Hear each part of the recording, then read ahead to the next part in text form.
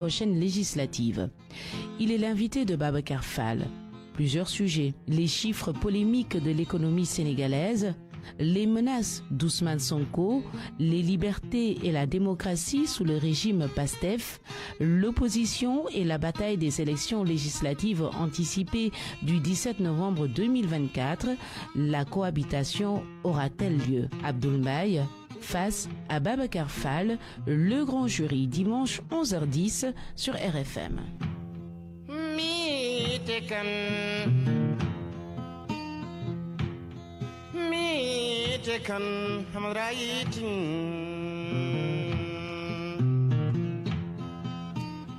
Bonjour à tous, bon dimanche, bienvenue dans ce nouveau numéro du grand jury de RFM.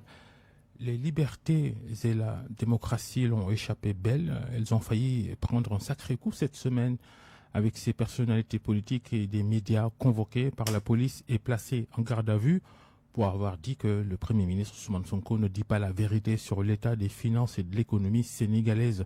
Heureusement, la justice sénégalaise a pris la décision juste. Tout ce beau monde a été relâché. Merci d'avoir accepté notre invitation. Abdoul Mbaye, bonjour. Bonjour Babacar, bonjour aux auditeurs du grand jury et de la RFM. Retenir les citoyens à la police, entamer une procédure judiciaire contre eux parce qu'ils ont contredit Ousmane Sonko, comment le pays a-t-il pu frôler ce retour vers l'arrière? Écoutez, moi d'abord, ce que je trouve très très étonnant, c'est que pendant la conférence de presse, à moins que j'ai mal entendu, je prends cette précaution, j'ai cru comprendre que le Premier ministre Ousmane Sonko rappelait qu'il avait à l'époque contredit les chiffres présentés par l'État du Sénégal. Et après avoir rappelé cela, s'en prendre à ceux qui le contredisent, cela quand même relève quasiment du ridicule. Je dois dire que malheureusement, j'ai l'impression que c'est pas terminé parce que vous avez cité les cas de la semaine dernière. En arrivant dans votre studio, j'apprends aussi que Adama Fall a fait l'objet d'une visite de policiers, 3, dit-il, qui étaient venus lui rendre visite après avoir constaté qu'il avait évoqué la possibilité pour l'État de, disons, concevoir des bulletins de vote sur lesquels n'allait pas figurer le nom des candidats, mais seulement la photo de la tête de liste. Je crois donc que ce n'est pas terminé, mais je pense aussi qu'il faut arrêter ça, et je me félicite des décisions prises par la justice. Et j'attire également l'attention de nos gouvernants sur le fait suivant. Je pense personnellement que le seul acquis positif, pour l'instant visible, depuis l'élection de son Excellence, M. Bassirou Diomaye Faye, à la tête de l'État, c'était la retombée de la tension sociale. Le retour de ce qu'on aurait pu considérer comme une paix sociale. On est en train de la remettre en cause malheureusement parce que je ne vois pas d'autre acquis. Je me demande ce qu'il leur restera après cela. Donc vraiment, halte aux dérives, respectons les libertés, notamment les libertés constitutionnelles. Vraiment, il faut arrêter ça. Et encore davantage à la veille d'élections importantes qui sont les élections législatives vers lesquelles nous nous dirigeons. Vous le dites même... cette décision du procureur, qui on le rappelle est sous la tutelle du ministre de la Justice, sa décision, le procureur, de mettre fin à cette procédure et de classer le dossier sans suite, Bougane, Chéri Rim. Je ne peux pas préjuger de ce qui se passera, mais très sincèrement, il faut arrêter ça. Il y a des faits graves, effectivement, qui doivent être punis, c'est sûr, mais vraiment dire que les chiffres ne sont pas corrects. Et personnellement, je n'irai pas jusque-là, mais je dis j'attends de voir, pour pouvoir dire qu'ils sont corrects, j'attends de voir un complément d'information, parce qu'on ne peut pas évoquer des chiffres comptables, dire qu'ils sont faux, et ne pas évoquer les corrections qui sont apportées. Il faut dire de manière très précise, l'endettement extérieur a été sous-évalué, parce que sur le chiffre donné, j'ajoute ceci, qui sont des montants qui manquent. Et je crois d'ailleurs que la prudence aurait commandé qu'on attende l'avis de la Cour des comptes sur le rapport d'audit en cours. Le débat de fond maintenant, c'est ça. Cette conférence de presse du gouvernement du 26 septembre dernier, animée principalement par le Premier ministre Ousmane Sonko, c'était oui pour faire l'état des lieux sur les comptes publics du Sénégal. Vous êtes un ancien Premier ministre, vous commencez d'ailleurs à répondre à la question. Vous n'avez pas donc foi en ce tableau noir présenté par le chef du gouvernement? Bon, écoutez, moi-même, j'ai dénoncé des chiffres faux. Mais il s'agissait de chiffres résultant d'estimations. Ce ne sont pas des chiffres comptables. Les choses sont différentes. Et ces estimations conduisaient à des appréciations de la croissance économique qui ne correspondaient pas du tout à la réalité. Clair que les chiffres du PIB du Sénégal ont été systématiquement gonflés de manière intentionnelle en prévision globale et de manière intentionnelle par des prévisions au niveau des composantes de ce même PIB. Je m'explique. Vous avez par exemple, pendant plusieurs années, on a parlé d'une production arachidière du Sénégal qui était portée à 1 700 000 tonnes. Je crois qu'ils ont même une année évoqué 1 800 000 tonnes. Mais c'est archi faux. On ne peut pas produire 1 700 000 tonnes au Sénégal et voir arriver à la Sonacos 70 000 tonnes d'arachide. Les acteurs eux-mêmes avaient contesté ce chiffre à l'époque. Exactement. Donc là, les estimations étaient faites pour pouvoir alimenter un PIB qui pouvait être présenté comme synonyme de croissance vécue par les Sénégalais. Ça, c'est les faux chiffres donnés, donc toujours de fausses estimations, pour gonfler le PIB. Mais vous avez autre chose. Et j'ai attiré l'attention des députés en novembre dernier sur ce point. Ils ont estimé en 2023, pour le budget 2023, un PIB qui reposait sur une croissance de 10,1%. Je crois que vous vous en souviendrez. Ce PIB montait jusqu'à 19 008 milliards, autant que je me souvienne. Ils ont révisé la croissance de 2023 pour l'établissement du budget 2024. Ils ont de ce fait ramené le taux de croissance estimé à 10,1% à 4,1%. Ils ont enlevé 6 points de croissance. Mais ils ont laissé le PIB nominal à 19 000 milliards. Ça veut dire qu'ils ont appliqué la croissance de 9,2%, autant que je me souvienne, de 2024, à un faux PIB. Et pour les sachants, cela correspond à un taux de croissance nominal de 22%. Ça veut dire que tout le budget 2024 est bâti sur un faux PIB. Et c'était visible, c'était pas caché. C'était un peu caché parce que, du coup, vous ne verrez pas dans le projet de loi de finances initiale, vous ne verrez pas, par exemple, le rappel de la dette intérieure.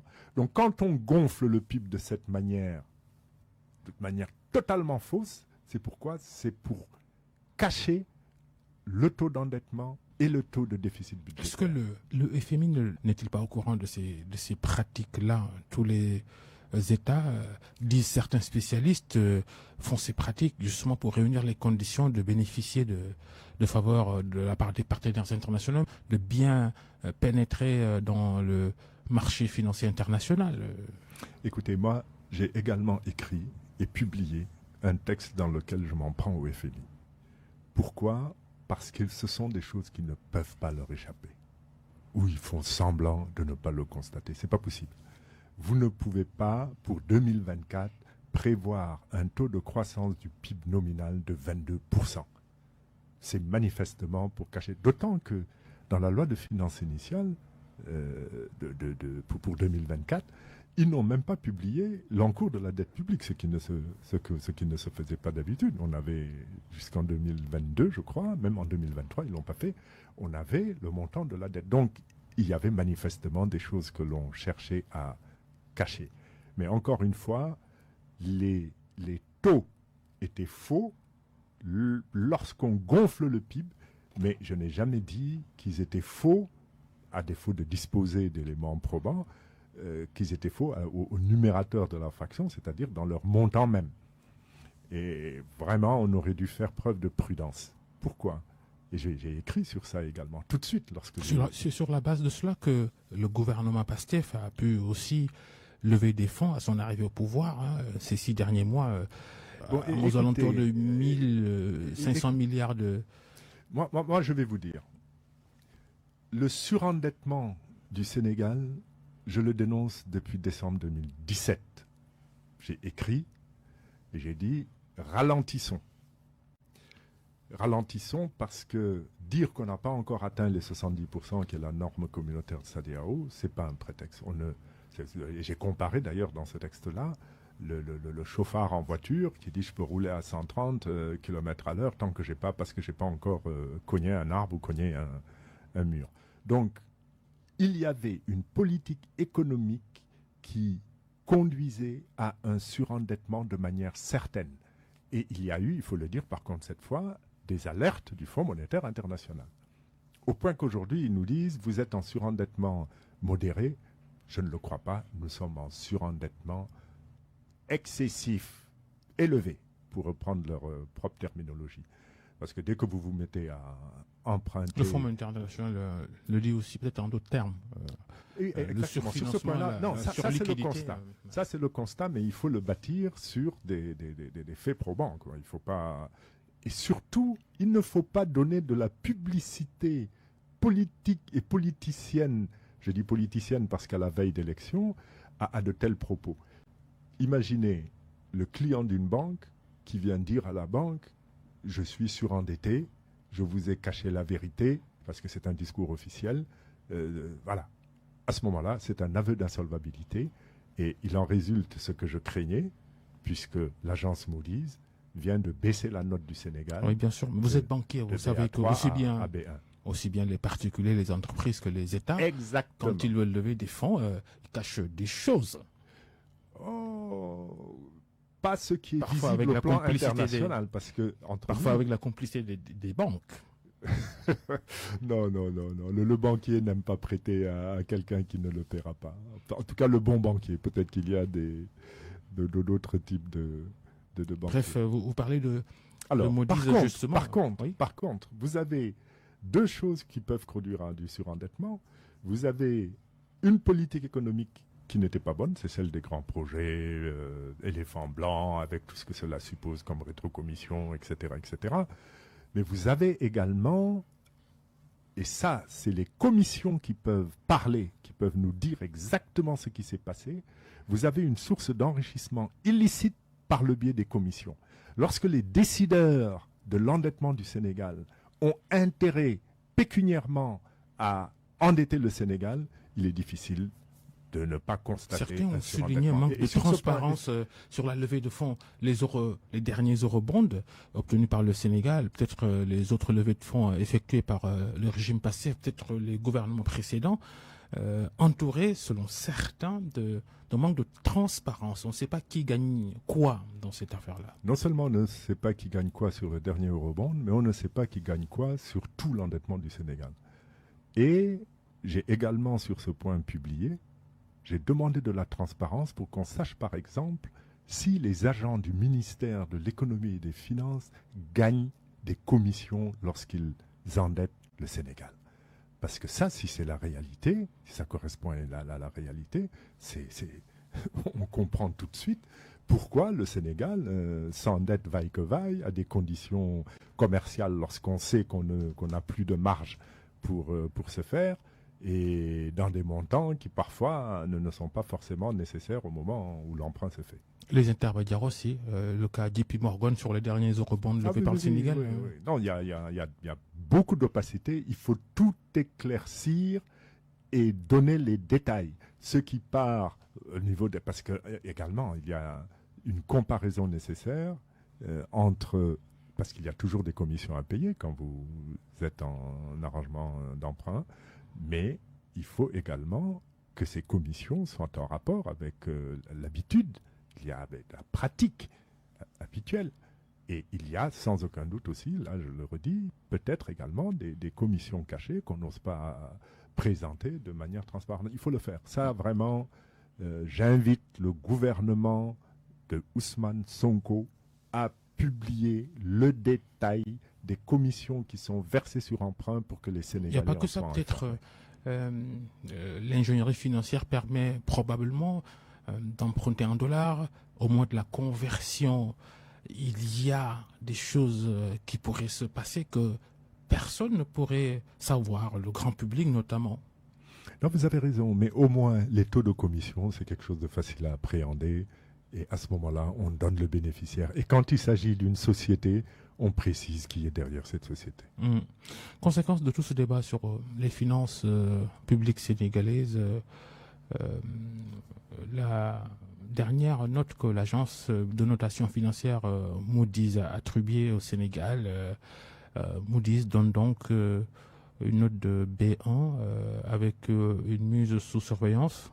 La précédente notation était de B à 3 à perspective stable. Vous pensez que c'est basé sur du scientifique, sur de l'exact? Parce que selon le communiqué du ministère des Finances sur ce sujet, Moody's s'est basé sur la révision à la hausse du déficit budgétaire et du niveau d'endettement observé sur la période 2019-2023 suite à l'audit des finances publiques dont les résultats préliminaires ont été communiqués par le gouvernement le 26 septembre, la conférence de presse dont on parlait tout à l'heure. Donc Moody's s'est basé sur les déclarations d'Ousmane Sonko pour attribuer cette nouvelle note au Sénégal. N'y a-t-il pas problème si ces données elles ne sont pas certifiées par la Cour des comptes comme l'impose la loi? Bon, d'abord, il y a un premier problème. Il y a eu certes les déclarations du Premier ministre Ousmane Sonko, mais il y a eu aussi publication du document de la stratégie nationale de développement du Sénégal. Et malheureusement, les chiffres qui sont contenus dans ce document jurent avec ceux qui ont été présentés par Ousmane Sonko. D'abord, quels sont les chiffres qu'il faut retenir? À supposer que ceux livrés par Ousmane Sonko puissent être considérés comme figurant dans un pré-rapport, je pense personnellement qu'il aurait été plus prudent d'attendre la validation de ces chiffres par la Cour suprême avant de les livrer. Enfin, il y a la manière. Lorsque vous transformez en show politique, parce que je suis désolé de le dire, mais c'est cela, disons la communication de données qui s'adressent non seulement aux Sénégalais, mais au monde, parce que tout le monde vous écoute, et en particulier vos bailleurs et vos partenaires, vous prenez des précautions. Là, manifestement, on a préféré donner la priorité à l'accusation d'un régime précédent par rapport aux conséquences. Le calcul politique, politicien derrière. Pour moi, c'est une évidence. Quel intérêt à faire autant de show autour d'une communication qui allait blesser de manière certaine le Sénégal? Très sincèrement, je ne comprends pas. Il aurait fallu être discret. Par contre, il aurait fallu être bavard sur les solutions qu'on allait apporter, sur les engagements qui allaient être pris pour essayer de sortir le Sénégal de ce mauvais pas.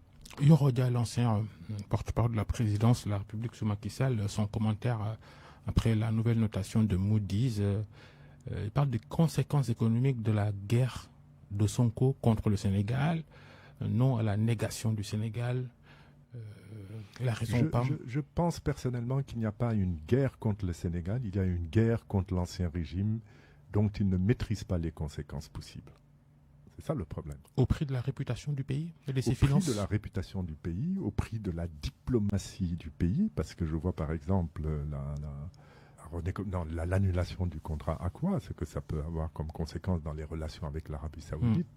On aurait pu arrêter, réviser, revoir, renégocier, en y mettant les formes, etc., et en sauvegardant une relation diplomatique qui est essentielle dans notre pays. Là également, malheureusement, il faut savoir qu'il y a une perte de confiance. J'ai tout de suite dit à mes collègues de parti, je ne comprends pas qu'ils se tirent des balles dans les pieds. Je ne comprends pas. Parce que la conséquence, quand vous êtes surendetté, vous devez penser à une réévaluation de vos dettes, à une restructuration de votre dette. Ça peut se faire dans la durée, mais là, très sincèrement, le Sénégal n'a pas le temps. Là, la chose est trop grave, vous êtes obligé de discuter avec vos créanciers. Mais Ousmane Sonko dit en même temps que pour la mobilisation des ressources, déjà, il va compter sur le continent africain. Il y a vraiment des opportunités sur le continent pour le Sénégal de... Oh, je ne crois pas beaucoup. Les montants sont trop élevés. Moi, je pense plutôt restructuration de la dette en rediscutant avec l'ensemble des bailleurs ou l'essentiel des bailleurs. Mais le coup est parti et il y a une perte de confiance sur la comptabilité. C'est sur l'administration sénégalaise. Parce que c'est vrai, vous avez les politiques qui donnent des ordres, mais on finit par se dire, ils n'ont pas un système comptable fiable. C'est de la comptabilité publique. Mais c'est suivi, c'est une architecture statistique qui est quand même validée, qui a un caractère international, qui est validé par la Banque mondiale, par le Fonds monétaire international. Donc ce sont les comptables publics sénégalais qui aboutissent à ça. Et puis l'information est partagée au niveau mondial. Vous ne pouvez pas emprunter des sommes sans que ça n'entre sur certains carnets pour qu'on sache que tel pays a emprunté tel pays, ce qui porte sa dette globale à tel montant. C'est pourquoi très sincèrement, j'attends les chiffres qui vont corriger le montant de la dette publique du Sénégal, parce que être faussaire à ce niveau-là, c'est quand même quelque chose de difficile. Donc j'étais en train de vous dire, on remet en question la qualité de l'administration, et à ce moment-là, c'est une perte de confiance dans la durée. On remet en question des montants. Bon, j'espère que les chiffres définitifs montreront qu'il y a peut-être surestimation, mais on a fait de toute façon un aveu d'insolvabilité, et tout nouvel emprunt va nous coûter plus cher, et tout bailleur susceptible d'être intéressé hésitera longtemps avant de confirmer. Et il faut le mettre sur le compte de qui? Du régime Macky Sall ou des nouveaux pouvoirs publics si les conséquences de ce qui a été révélé par Ousmane Sonko coûtent plus cher au pays maintenant, désormais, sur les marchés? J'ai toujours dit que l'héritage de Macky Sall serait extrêmement difficile. J'ai toujours dit que les Sénégalais seront de plus en plus fatigués. Pourquoi? Parce que les erreurs commises par le régime Macky Sall, et notamment qui ont conduit à un surendettement, la population va les payer. Et la population sur une durée, ça veut dire sur peut-être même plus d'une génération, on ne sait pas. Donc il y a un héritage qui n'est pas l'œuvre du régime PASTEF. Il faut que ce soit très clair. Par contre, je ne vois pas, au moment où je vous parle, d'attitude permettant d'abord de nous soustraire de la continuité. C'est ça le problème. Parce qu'il y a quand même eu des emprunts qui n'auraient pas dû être négociés comme ils l'ont été, en termes notamment de commission. Je ne vois pas non plus de solutions claires permettant d'offrir aux Sénégalais des solutions à long terme au surendettement. Or, c'est ce qu'on demande à la nouvelle gouvernance. Ils ont demandé le pouvoir pour satisfaire au mieux doléances des Sénégalais, aux besoins des Sénégalais, mais pour l'instant, très sincèrement, je ne vois rien.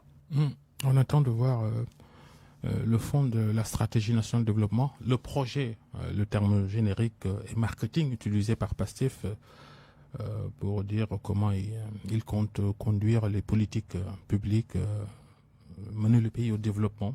Le 14 prochain, présentation à Diamniadio par le président de la République, Bassirou Diomaye Faye. Mais pour rester sur la conférence de presse du 26 septembre d'Ousmane Sonko et de certains membres du gouvernement, on a parlé de visée politicienne dans la démarche.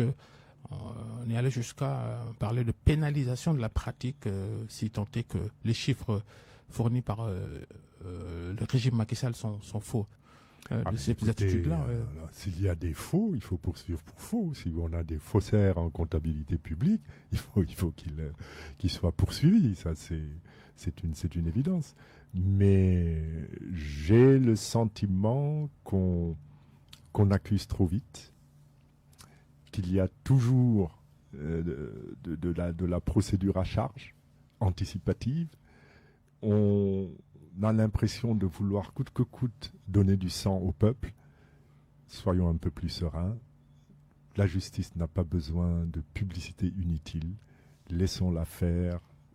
Instruisons les dossiers de manière correcte, parce qu'encore une fois, je n'ai pas l'impression d'avoir un dossier correct dès lors qu'on publie en même temps une stratégie nationale de développement et on tient un discours alors que les chiffres ne concordent pas.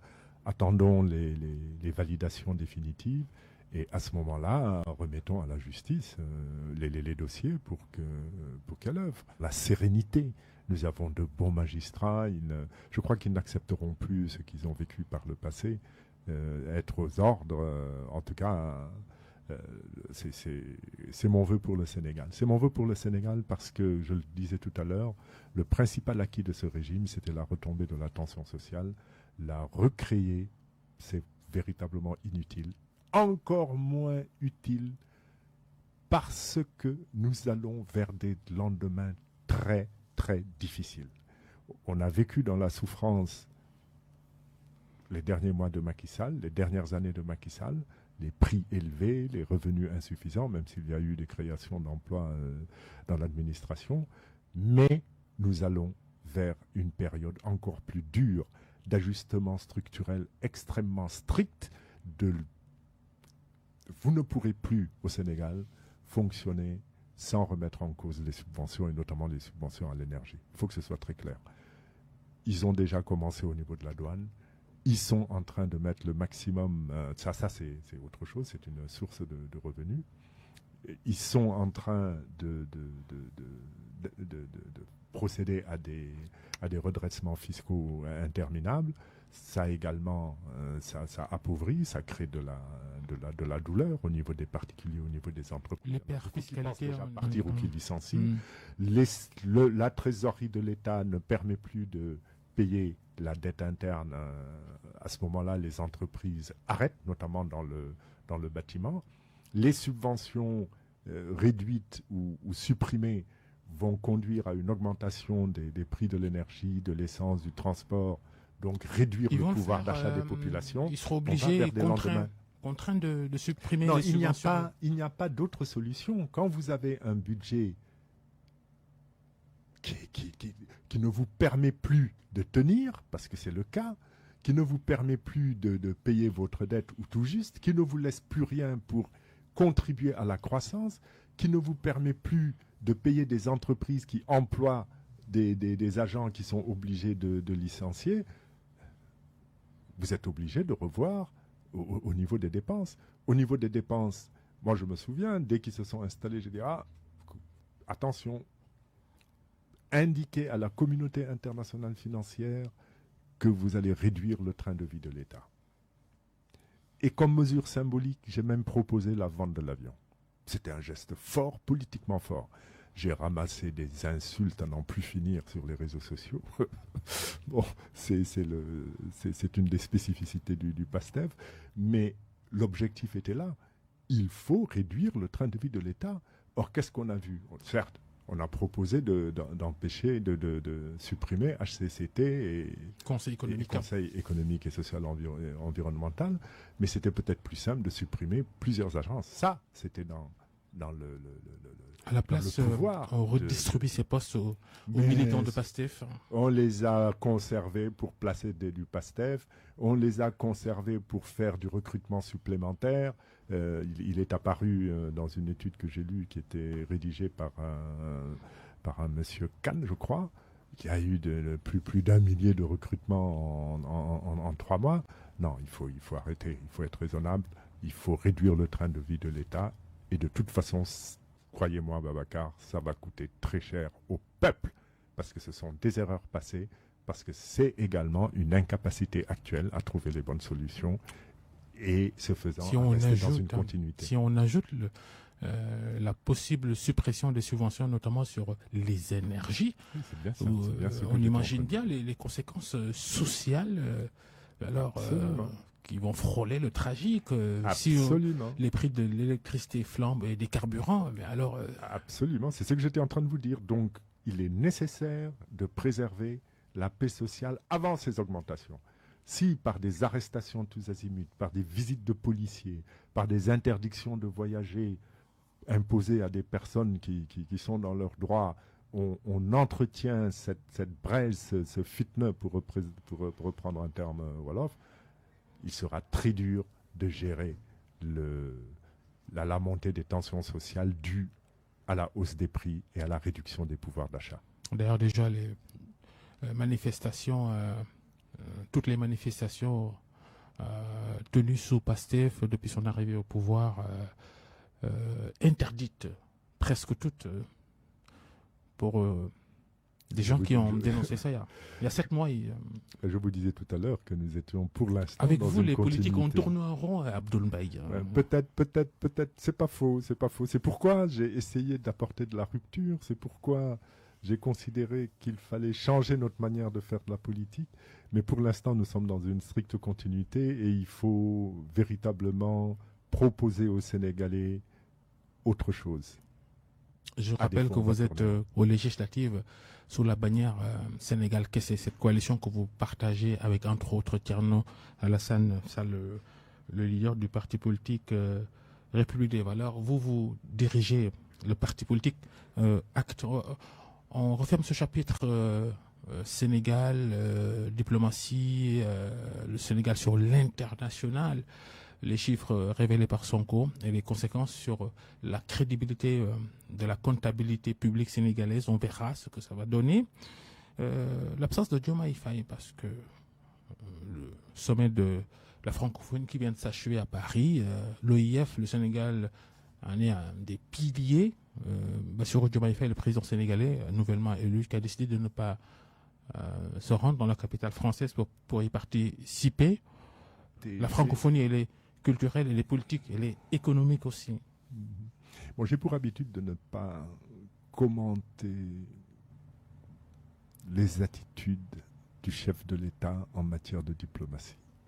Parce que le chef de l'État a un ensemble de données que je n'ai pas. Mais par contre, je ne suis pas, moi, candidat aux élections législatives. Je ne l'étais pas non plus en 2022. C'est mon parti qui a des candidats dans le cadre d'une coalition avec Thierno Alassane Sall.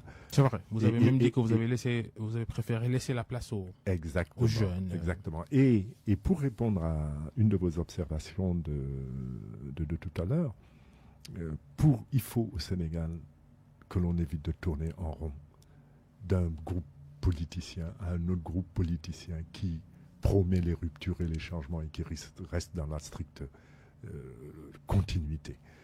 Il faut proposer aux Sénégalais des profils comme celui de Thierno Alassane Sall et de ceux que l'on retrouve dans sa liste.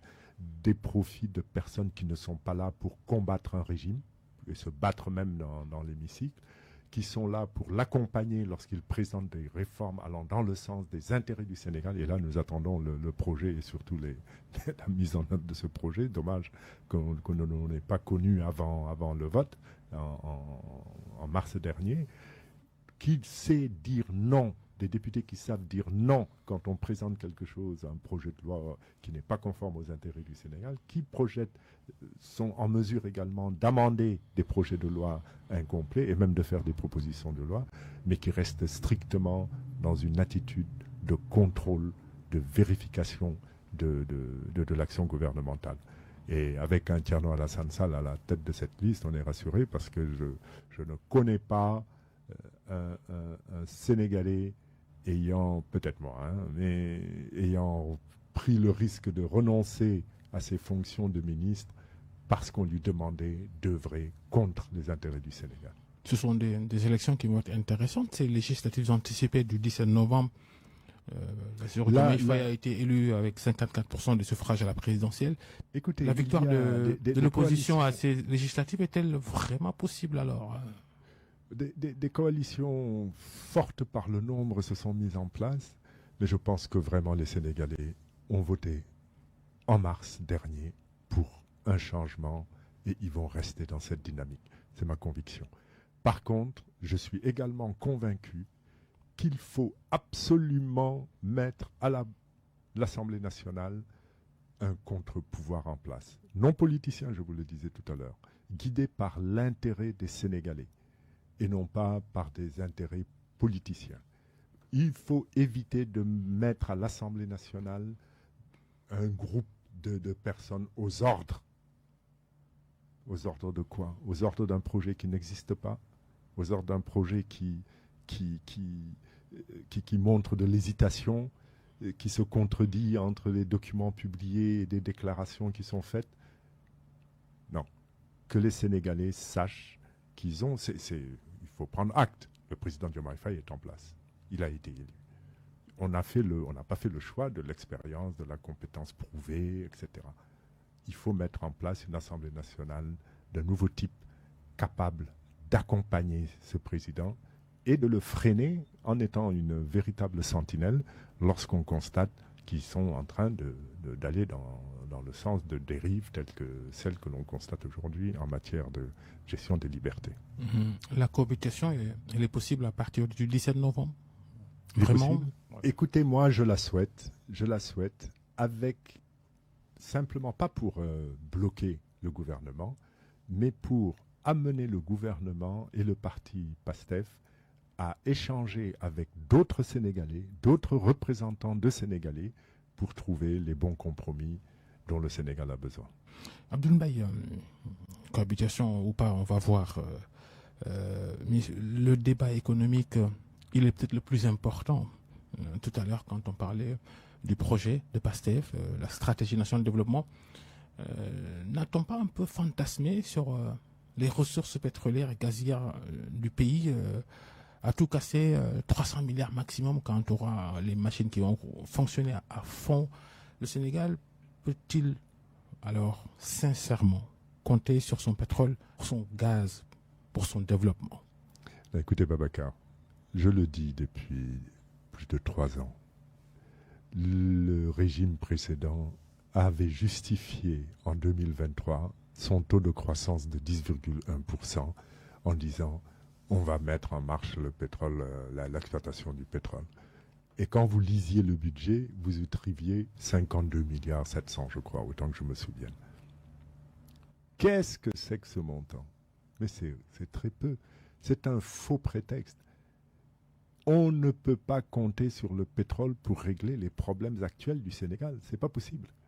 Il faut une stratégie économique et financière globale, bien pensée, pour pouvoir trouver les vraies solutions. Et à cet égard, il faut que le PASTEF ne s'isole pas. PASTEF, ils ont cette tendance, ça leur ressemble. Mais je les invite à mettre en place un observatoire économique. Vous aviez raison d'attirer l'attention sur l'importance du débat économique et des solutions économiques à trouver. Il faut mettre en place un observatoire et Mamadou Lamine Ndiaye est le nouveau président de l'amicale des commissaires aux enquêtes économiques. Je voudrais, à l'entame de mon propos, féliciter cordialement mon prédécesseur. Malheureusement, il existait une assemblée délibérative qui aurait peut-être, en étant réaménagée, joué ce rôle. C'est le Conseil économique et social environnemental, mais presque par décision idéologique et dogmatique, ils retiennent de supprimer le Conseil économique et social. Celui que dirigeait Famara Ibrahima Sagna contribuait véritablement à conseiller le gouvernement, l'exécutif. Et cet exécutif-là, croyez-moi, a besoin de conseils. Parce qu'ils n'ont jamais rien prouvé. C'est ça le problème. On a un exécutif dirigé par des personnes qui n'ont jamais rien prouvé. Il faut être réaliste, il faut dire les choses. Ils doivent être aidés, ils doivent accepter d'être aidés. Bon, ils peuvent se méfier de politiques comme moi, mais qu'ils aillent chercher des universitaires, des personnes de qualité, désintéressées, sinon seulement motivées par l'intérêt du Sénégal. Ça demande de l'humilité, malheureusement également beaucoup d'efforts sur soi-même au niveau de certaines personnalités du PASTEF. Les relations du Sénégal avec les puissances économiques, passer peut-être au droit, envie de redéfinir tout ça. On en parle tout à l'heure de l'absence de Diomaye Faye à Paris pour le Sommet de la francophonie, ce qui est une première pour un président sénégalais. Le partenariat étranger. Bon, on ne peut pas s'isoler du monde.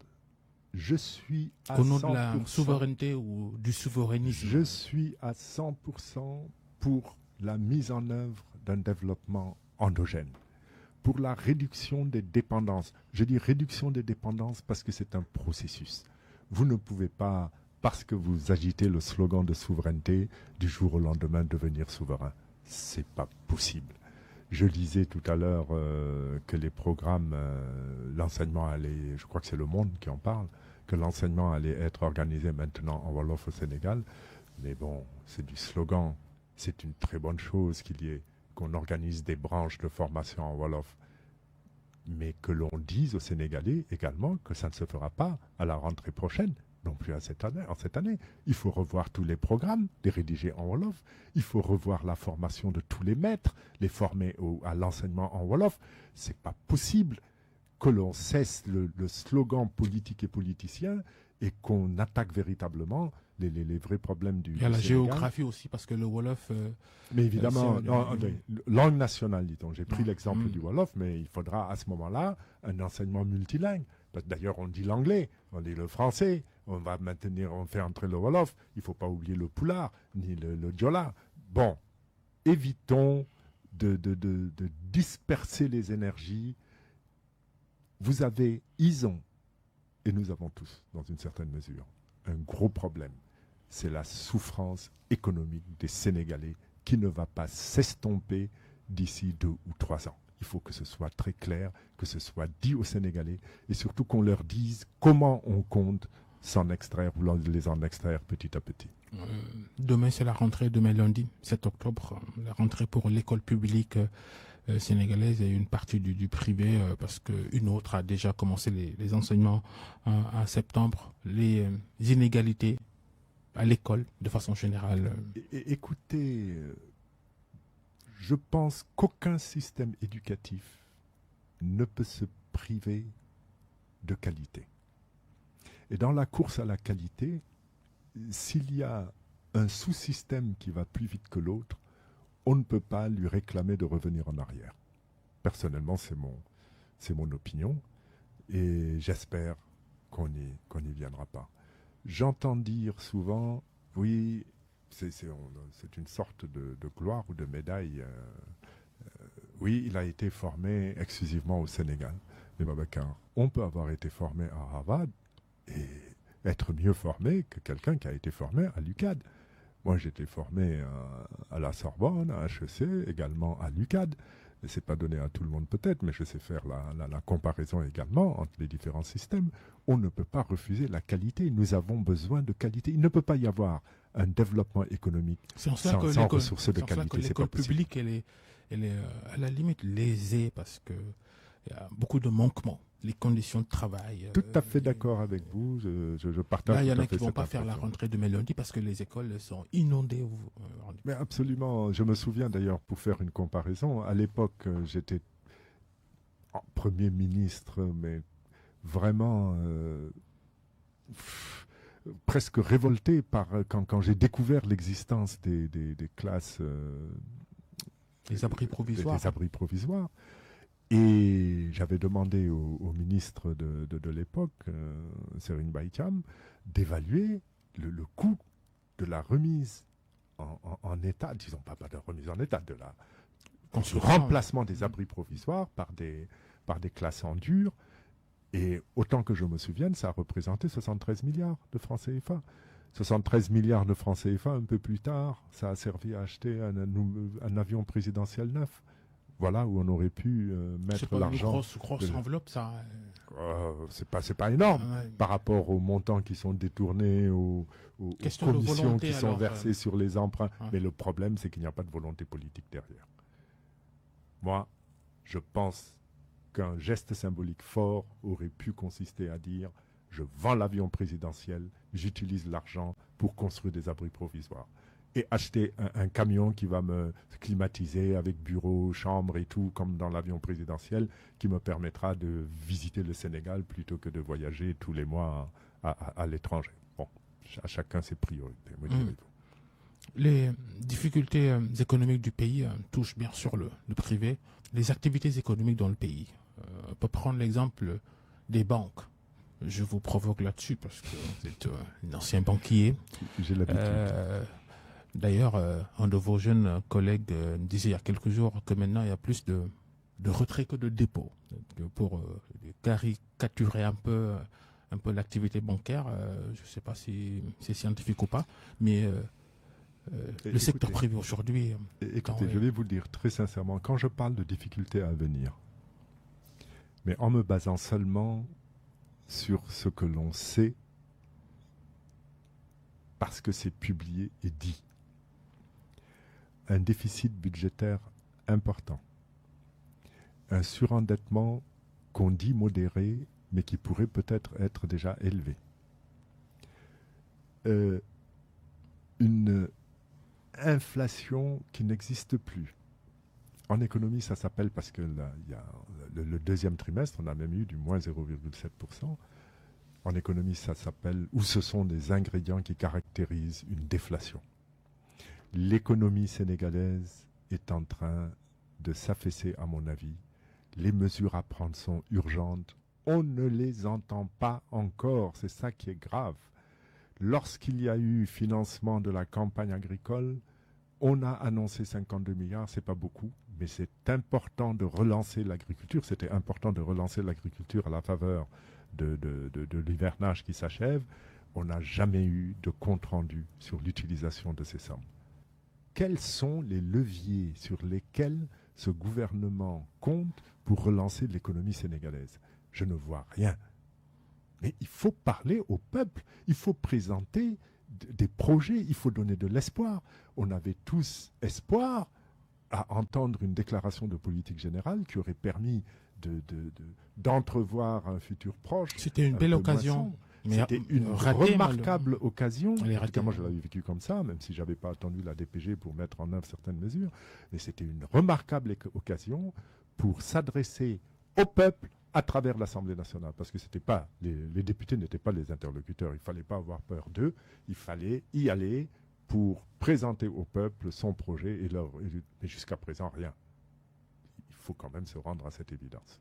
Les conséquences de tout cela, même les banques, quand on voit des majors se retirer, vendre leurs actifs ici, déjà BNP Paribas qui a vendu la B6, un groupe sénégalais, le groupe Sunou, là on apprend que la Société Générale pourrait vendre sa filiale sénégalaise, que les Sénégalais... Très sincèrement, comme je continue de suivre l'activité du secteur bancaire au sein de l'Union économique et monétaire ouest-africaine, ce sont des retraits qui ne sont pas guidés par la situation sénégalaise. Je crois que globalement, ces groupes, au regard de la contribution de leurs filiales africaines dans leur, ce qu'on appelle le produit net bancaire, qui reste faible, considèrent qu'il y a trop de risques. Et malheureusement, ces risques sont des risques judiciaires.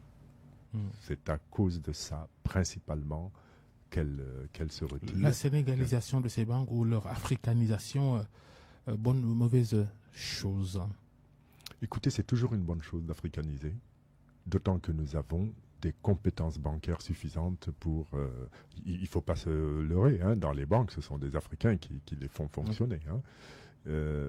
Moi, à l'époque également, d'ailleurs, on se demandait si un Africain allait pouvoir faire fonctionner une la banque. CBAO, voilà, donc ça s'est bien passé, ça se passe bien avec d'autres, il n'y a aucun problème à cela.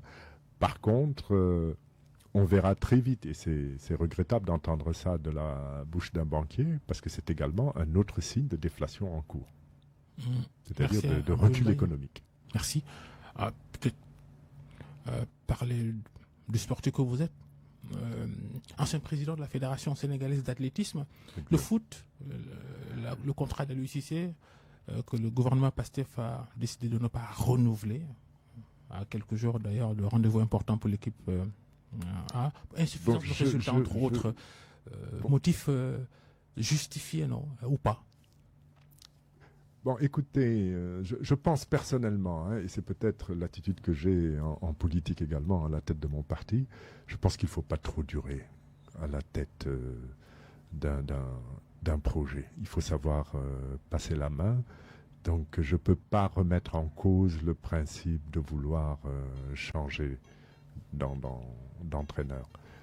Par contre, on peut s'interroger sur le moment. Est-ce que c'était le bon moment? Est-ce qu'il n'aurait pas fallu attendre la fin d'une campagne? Ou le faire un peu plus tôt? Oui, il y a un problème sur le moment choisi, mais très sincèrement, je ne peux pas être contre cette décision. Merci Abdoul Mbaye, président du parti politique ACT. Vous êtes des initiateurs de la coalition Sénégal Kessé, qui a comme tête de liste Thierno Alassane Sall pour les législatives anticipées du 17 novembre prochain. Merci à Abdoulaye Régie, à tous ceux qui nous ont suivis. Restez avec nous, les programmes continuent sur RFM et bonne fin de week-end à tous.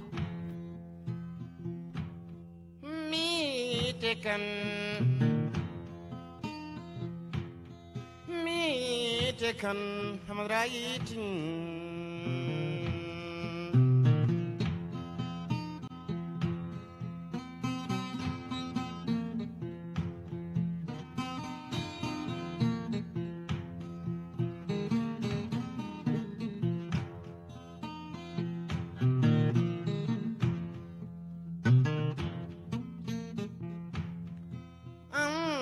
makora makora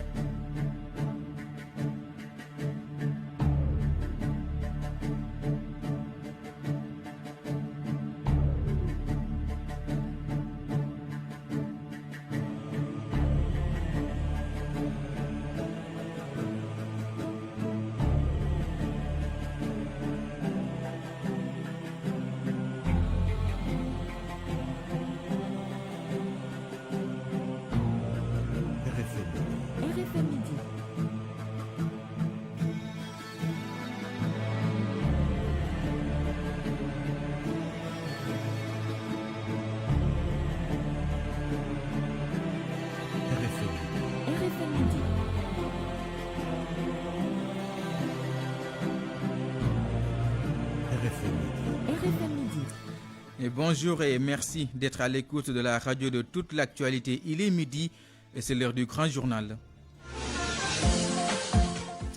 À la une de l'actualité, la dernière sortie du gouvernement sur la gestion des finances publiques entre 2019 et 2023.